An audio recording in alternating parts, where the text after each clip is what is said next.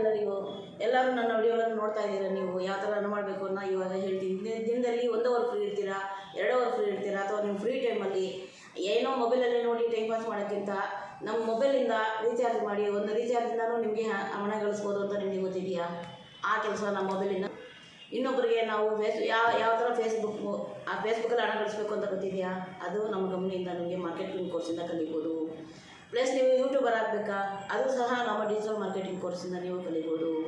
ಗಂಟೆಗೆ ಫ್ರೀ ಟೈಮಲ್ಲಿ, ಪಾರ್ಟ್ ಟೈಮಲ್ಲಿ, ಫುಲ್ ಟೈಮಲ್ಲಿ ನೀವು ಯಾವ ಥರ ಬೇಕಾದ್ರೂ ನಮ್ಮ ಕಂಪ್ನಿಯಲ್ಲಿ ಹಣ ಗಳಿಸ್ಬೋದು.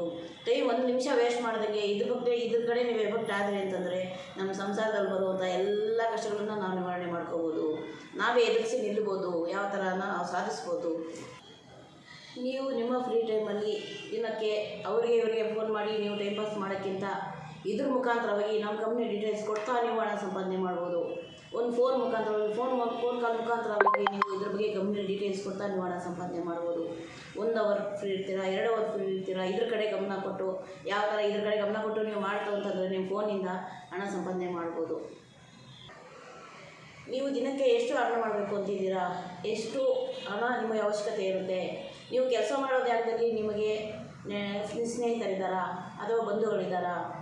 ನಿಮಗೆ ಎಷ್ಟು ಬೇಕಾದರೆ ನಿಮಗೆ ಸಂಸಾರಕ್ಕೆ ಹಣ ಸಂಪಾದನೆ ಸಾಕು ಅನಿಸುತ್ತೆ?